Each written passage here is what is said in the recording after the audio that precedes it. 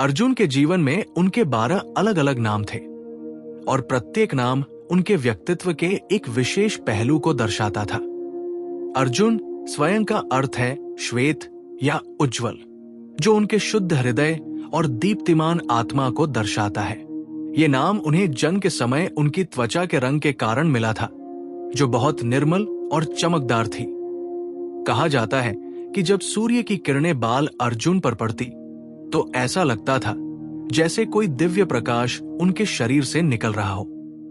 फाल्गुन नाम उन्हें इसलिए मिला क्योंकि उनका जन्म फाल्गुन मास के शुक्ल पक्ष में हुआ था। वो समय जब प्रकृति नवीनता से भर जाती है और होली का त्योहार मनाया जाता है। ये नाम केवल एक कैलेंडर संदर्भ नहीं था, बल्कि ये दर्शाता था कि अर्जुन का स्वभाव भी वसंत ऋतु की तरह नवीन, जीवंत और सुंदर था।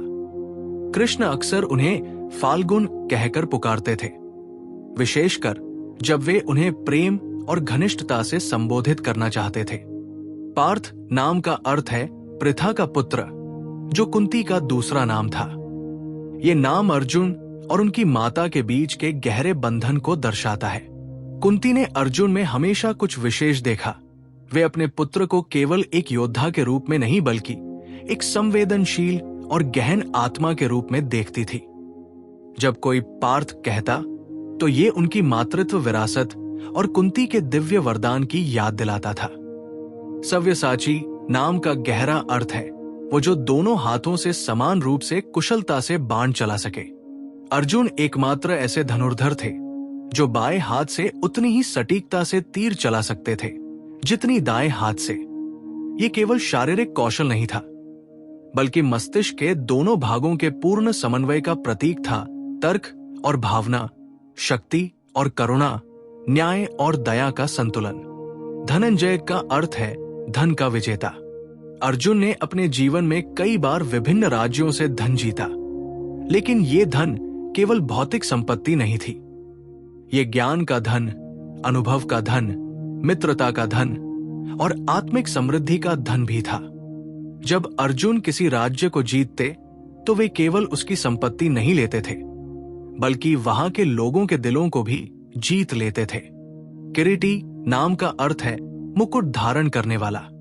अर्जुन अपने सिर पर एक विशेष मुकुट पहनते थे जो इंद्र द्वारा दिया गया था। यह मुकुट केवल एक आभूषण नहीं था, बल्कि ये दिव्य सुरक्षा का प्रतीक था। कहा जाता है कि जब अर्जुन युद्ध में जाते और ये मुकुट पहनते तो उनका तेज इतना बढ़ जाता कि शत्रु सेना में भय फैल जाता।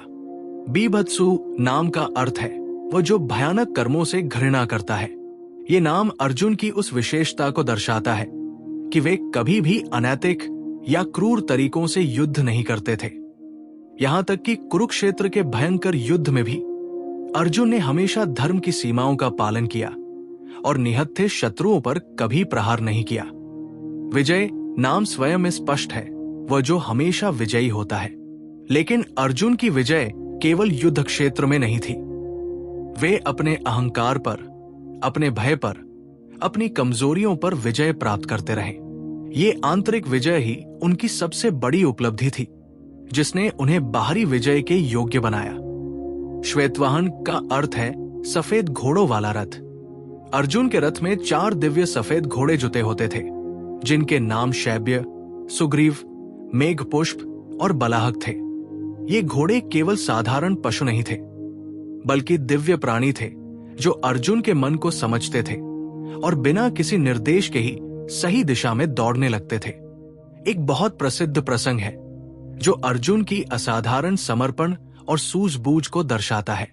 एक रात जब सभी भोजन कर रहे थे, तब अचानक तेज हवा चली और सभी दीपक बुझ गए। अंधेरे में भी सभी लोग अपना भोजन करते रहे, क्योंकि उनके हाथ को पता था कि भोजन कहाँ है। युवा अर्जुन ने इस साधारण घटना से एक असाधारण सबक सीखा, अभ्यास और स्मृति के द्वारा। बिना देखे भी सटीक कार्य संभव है। उसी रात से अर्जुन ने एक नई साधना शुरू की।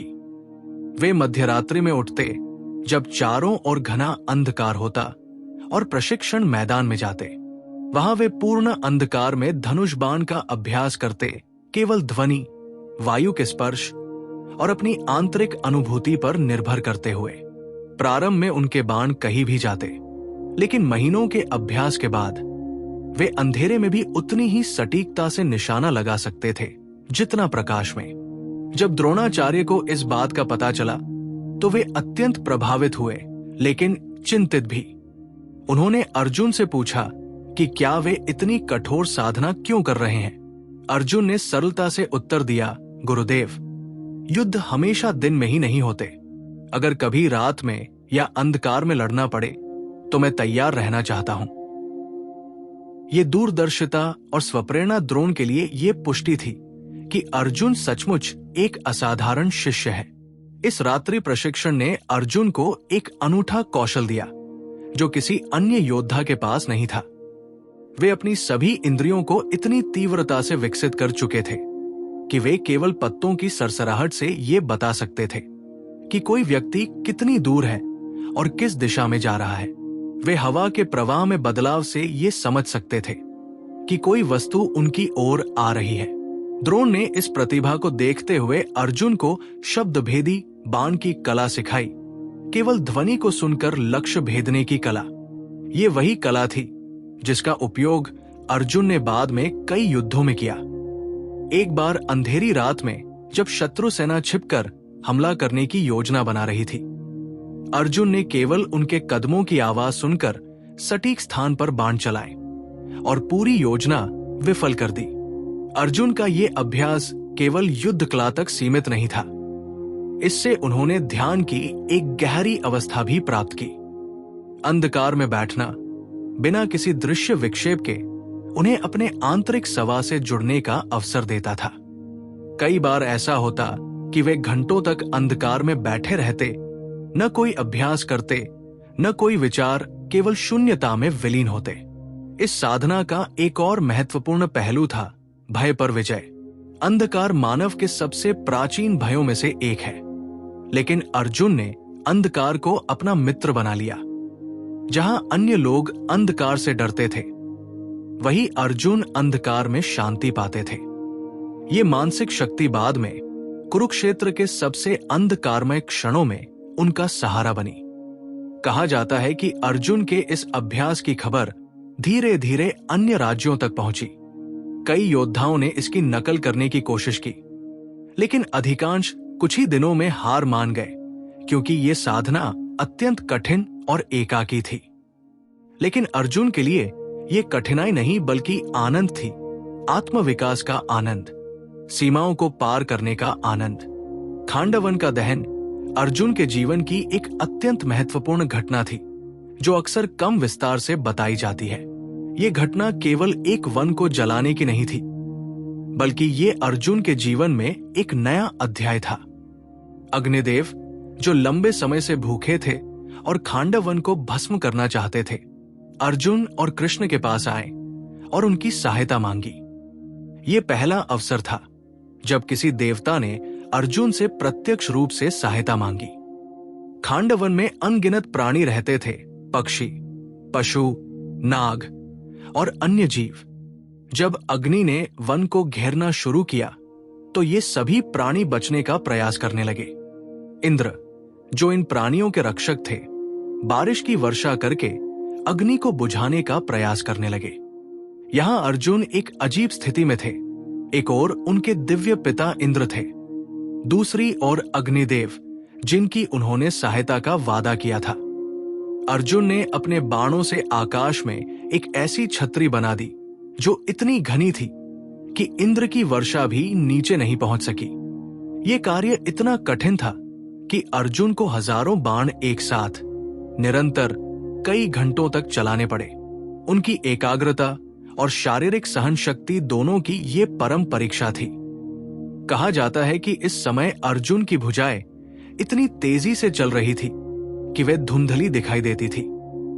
इस घटना में अर्जुन को गांडीव धनुष प्राप्त हुआ, जो अग्निदेव ने वरुण से लेकर उन्हें दिया।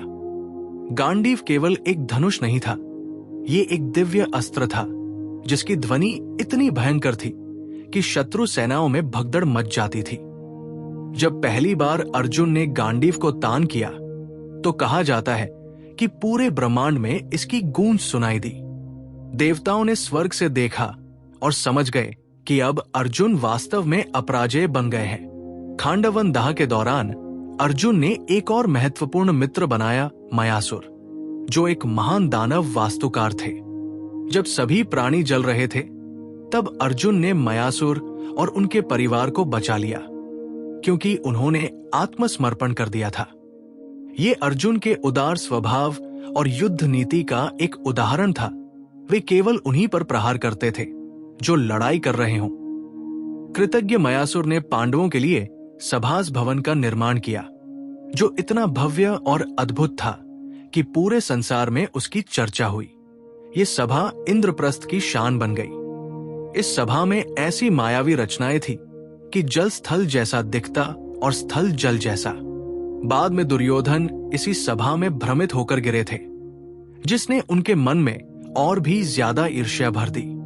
खांडवन दाह के बाद अर्जुन की ख्याति और भी बढ़ गई। अब वे केवल एक महान धनुर्धर नहीं थे, बल्कि वे एक ऐसे योद्धा थे जिन्होंने स्वयं इंद्र की वर्षा को रोक दिया था।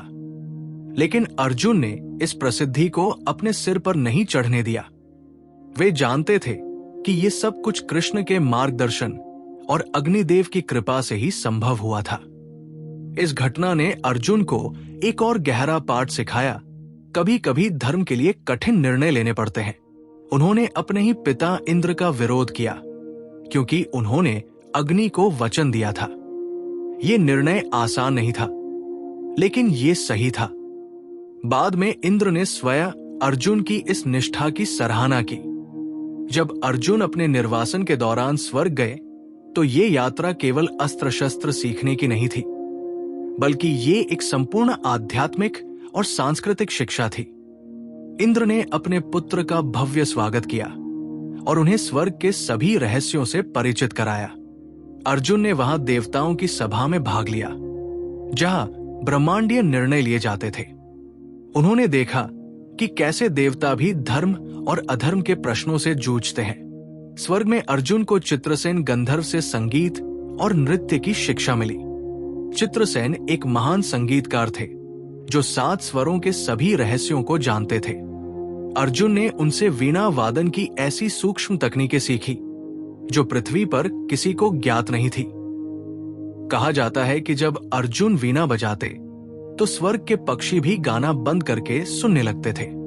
नृत्य की शिक्षा अप्सरा उर्वशी से मिली, लेकिन ये शिक्षा एक जटिल मोड़ के साथ आई। उर्वशी, जो अत्यंत सुंदर थी, अर्जुन के रूप और गुणों से मोहित हो गई और उन्होंने विवाह का प्रस्ताव रखा। लेकिन अर्जुन ने बहुत सम्मानपूर्वक यह प्रस्ताव अस्वीकार कर दिया, ये कहते हुए कि उर्वशी उनके पूर्वजों की पत्नी रही है और इसलिए वे उन्हें माता के समान मानते हैं। ये घटना अर्जुन के चरित्र की दृढ़ता और नैतिकता को दर्शाती है। क्रोधित उर्वशी ने अर्जुन को शाप दिया कि वे 1 वर्ष के लिए नपुंसक हो जाएंगे। ये शाप सुनकर अर्जुन दुखी तो हुए, लेकिन उन्होंने अपने निर्णय पर पछतावा नहीं किया। इंद्र ने बाद में इस शाप को संशोधित किया, जिससे अर्जुन अपनी इच्छा से किसी भी 1 वर्ष के लिए इस शाप को सक्रिय कर सकते थे। ये शाप बाद में वरदान बन गया, जब पांडवों को अज्ञातवास के दौरान छुपना पड़ा और अर्जुन ने बृहन्नला के रूप में विराट नगर में रहने के लिए इसका उपयोग किया। स्वर्ग में रहते हुए अर्जुन ने लोकपाल देवों से मिलने का सुभाग पाया। कुबेर, यम, वरुण और अन्य प्रत्येक देवता ने अर्जुन को कुछ न कुछ विशेष ज्ञान दिया। कुबेर ने उन्हें धन के सही उपयोग के बारे में सिखाया कि धन केवल संचय के लिए नहीं, बल्कि समाज के कल्याण के लिए होना चाहिए। यमराज ने उन्हें न्याय और धर्म की सूक्ष्मताओं के बारे में बताया कि कभी कभी सच्चा न्याय कानून की कठोर व्याख्या से नहीं, बल्कि परिस्थितियों की समझ से आता है। अर्जुन ने स्वर्ग में 5 वर्ष बिताए और इस समय में उन्होंने न केवल दिव्य अस्त्र सीखे, बल्कि ब्रह्मांड की कार्यप्रणाली को भी समझा।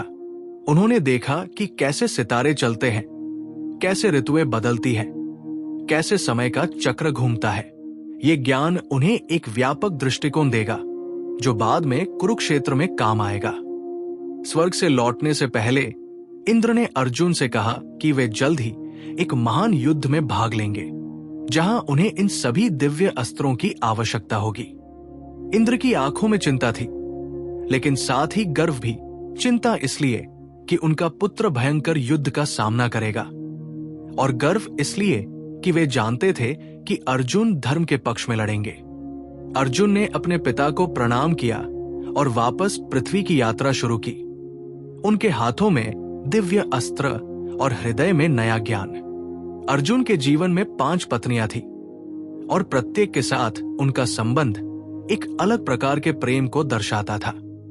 द्रौपदी के साथ उनका संबंध सबसे जटिल था, क्योंकि वे 5 भाइयों की साझा पत्नी थी। लेकिन जो बात बहुत कम लोग जानते हैं वो ये है कि द्रौपदी अर्जुन को विशेष रूप से पसंद करती थी, क्योंकि वे ही एकमात्र भाई थे जो उनसे कला और साहित्य पर बातचीत कर सकते थे। दोनों कभी कभी देर रात तक कविताओं और दर्शन पर चर्चा करते। सुभद्रा, कृष्ण की बहन, अर्जुन की वो पत्नी थी जिनके साथ उनका संबंध सबसे स्वाभाविक और सहज था। कहा जाता है कि जब अर्जुन पहली बार द्वारका गए और सुभद्रा को देखा, तो उन्हें ऐसा लगा जैसे वे कई जन्मों से एक दूसरे को जानते हैं। सुभद्रा भी अर्जुन को देखकर वही अनुभव किया। दोनों के बीच की चुप्पियां भी बातचीत जितनी ही अर्थपूर्ण थी। कृष्ण ने इस प्रेम को देखा और अपनी स्वीकृति दी, क्योंकि वे जानते थे कि ये मिलन दिव्य योजना का हिस्सा था। चित्रांगदा, मणिपुर की राजकुमारी, एक योद्धा राजकुमारी थी जो अपने पिता के राज्य की सेना का नेतृत्व करती थी। जब अर्जुन उनसे मिले तो पहली बार वे एक ऐसी स्त्री से मिले जो उन्हें युद्ध कला में चुनौती दे सकती थी। दोनों ने पहली मुलाकात में एक मैत्रीपूर्ण द्वंद्व किया, जिसमें चित्रांगदा ने अर्जुन को कई बार चकित किया। ये प्रेम आपसी सम्मान पर आधारित था, 2 योद्धाओं का प्रेम जो एक दूसरे की शक्ति को स्वीकार करते थे। उलूपी, नाग कन्या, अर्जुन की सबसे रहस्यमय पत्नी थी। कहा जाता है कि अर्जुन जब गंगा में स्नान कर रहे थे, तब उलूपी ने उन्हें नागलोक में बुलाया। वहां उन्होंने अर्जुन को नागलोक की विशेष शक्तियों और औषधियों के बारे में बताया। उलूपी का प्रेम अर्जुन के प्रति इतना गहरा था कि बाद में जब अर्जुन की मृत्यु हुई तो उलूपी ने ही एक विशेष मणि का उपयोग करके उन्हें पुनर्जीवित किया। ये प्रेम जीवन और मृत्यु की सीमाओं को पार करने वाला था। कालकेया, जिसका उल्लेख बहुत कम ग्रंथों में है, एक क्षेत्रीय राजकुमारी थी जिनसे अर्जुन अपनी यात्राओं के दौरान मिले थे। उनके साथ अर्जुन का संबंध बहुत संक्षिप्त लेकिन मधुर था। कालकेया ने अर्जुन को उनके क्षेत्र के लोक संगीत और नृत्य सिखाए, जो बाद में अर्जुन ने बृहन्नला के रूप में उपयोग किए।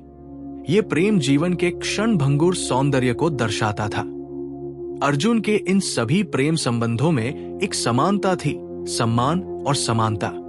अर्जुन ने कभी भी अपनी पत्नियों को केवल पत्नी के रूप में नहीं देखा, बल्कि व्यक्तियों के रूप में, अपने स्वयं के सपनों और आकांक्षाओं के साथ।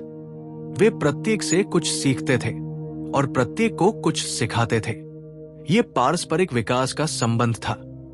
द्रौपदी के साथ एक विशेष घटना है जो कम ज्ञात है। एक बार द्रौपदी ने अर्जुन से पूछा कि क्या वे कभी ईर्ष्या महसूस करते हैं कि उन्हें 5 भाइयों के साथ साझा करना पड़ता है। अर्जुन ने बहुत गहराई से सोचा और फिर कहा, ईर्ष्या तब होती है जब हम किसी को अपनी संपत्ति मानते हैं, लेकिन प्रेम स्वतंत्रता है, स्वामित्व नहीं। मैं तुम्हें इसलिए प्रेम करता हूं क्योंकि तुम हो, तुम्हें पाने के लिए नहीं। ये उत्तर द्रौपदी के हृदय को छू गया और उन्हें अर्जुन के प्रेम की गहराई का एहसास हुआ। जब पांडवों को अज्ञातवास करना पड़ा तो अर्जुन ने बृहन्नला नाम से एक तृतीय लिंगी नपुंसक के रूप में विराट नगर में रहने का निर्णय लिया।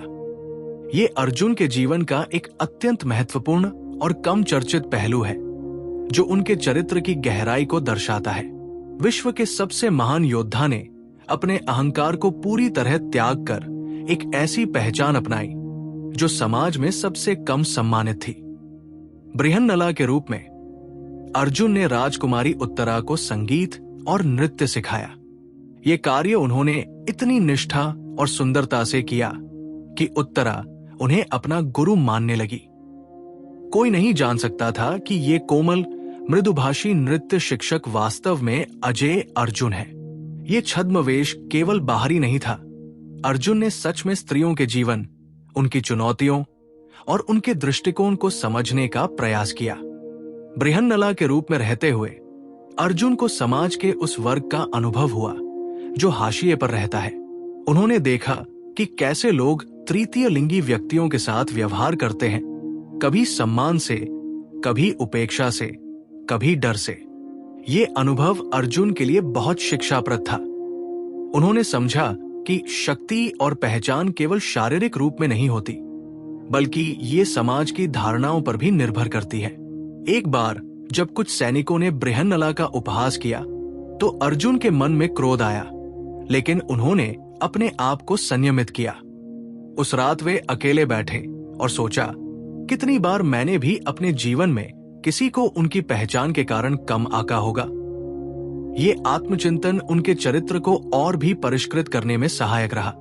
बृहन्नला के रूप में अर्जुन को स्त्रियों के बीच समय बिताने का अवसर मिला और उन्होंने उनकी शक्ति और साहस को नए सिरे से देखा।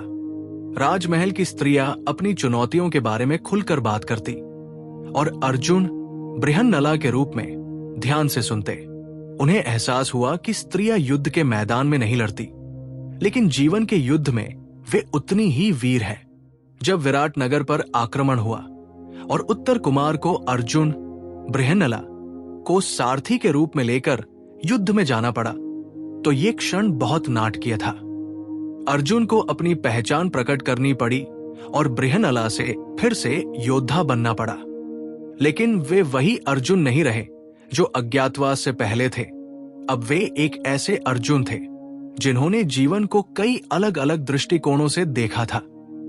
बृहन्नला के अनुभव ने अर्जुन को सिखाया कि पहचान लचीली है और वास्तविक शक्ति आंतरिक है। एक व्यक्ति चाहे किसी भी रूप में हो, उनका मूल्य उनके कर्मों और चरित्र से निर्धारित होता है, न कि उनके शरीर या सामाजिक स्थिति से। ये पाठ अर्जुन के जीवन दर्शन का एक महत्वपूर्ण हिस्सा बन गया। एक बार अर्जुन को अपने धनुर्विद्या कौशल पर बहुत गर्व हो गया था। वे सोचने लगे कि संभवतः वे इतिहास के सर्वश्रेष्ठ धनुर्धर हैं। इसी समय भगवान ने उन्हें एक महत्वपूर्ण पाठ सिखाने का निर्णय लिया। एक दिन जब अर्जुन समुद्र के किनारे टहल रहे थे तो उन्होंने राम सेतु देखा, वो पुल जो भगवान राम ने लंका जाने के लिए बनवाया था। अर्जुन ने घमंड में कहा कि ये पुल बनाने की क्या आवश्यकता थी। वे तो अपने बाणों से एक ऐसा पुल बना सकते थे जिस पर पूरी सेना चल सकती। उसी समय एक वृद्ध वानर प्रकट हुए जो वास्तव में हनुमान जी थे और बोले, तो बना कर दिखाओ। अर्जुन ने चुनौती स्वीकार की और अपने बाणों से एक पुल बनाया, लेकिन ज्यों ही वानर उस पुल पर पैर रखा, पुल टूट गया। अर्जुन ने फिर कोशिश की और फिर से पुल टूट गया। कई बार प्रयास करने के बाद भी अर्जुन सफल नहीं हुए। अंततः कृष्ण प्रकट हुए और अर्जुन से कहा कि ये वृद्ध वानर कोई और नहीं बल्कि महावीर हनुमान है। अर्जुन तुरंत हनुमान के चरणों में गिर गए और क्षमा मांगी। हनुमान जी ने अर्जुन को समझाया कि राम के सेतु में केवल पत्थर और धनुष बाण नहीं थे, बल्कि करोड़ों वानरों की भक्ति, विश्वास और समर्पण था। तकनीकी कौशल महत्वपूर्ण है, लेकिन भक्ति और विनम्रता इससे भी अधिक शक्तिशाली है। ये पाठ अर्जुन के लिए जीवन बदलने वाला था। उन्होंने समझा कि चाहे वे कितने भी महान क्यों न हो, उन्हें हमेशा विनम्र रहना चाहिए। हनुमान जी ने अर्जुन को आशीर्वाद दिया और कहा कि वे कुरुक्षेत्र के युद्ध में अर्जुन के रथ की ध्वजा पर बैठेंगे और उनकी रक्षा करेंगे। कहा जाता है कि हनुमान की उपस्थिति के कारण ही अर्जुन का रथ कई भयानक अस्त्रों से बच पाया। युद्ध समाप्ति के बाद जब हनुमान ध्वजा से उतरे तो पूरा रथ राख हो गया। ये दिखाता है कि कितने घातक अस्त्र उस पर प्रहार किए गए थे, लेकिन हनुमान की शक्ति ने उन्हें निष्क्रिय कर दिया था। इस मुलाकात के बाद अर्जुन ने अपने रथ पर हनुमान जी का चिन्ह लगाया। ये केवल एक प्रतीक नहीं था, बल्कि ये एक याद दिलाता था कि विनम्रता और भक्ति सबसे बड़ी शक्तियां हैं। हर बार जब अर्जुन युद्ध में जाते, वे इस ध्वजा को देखते और याद रखते कि वे केवल एक साधन है। वास्तविक शक्ति दिव्य कृपा में है।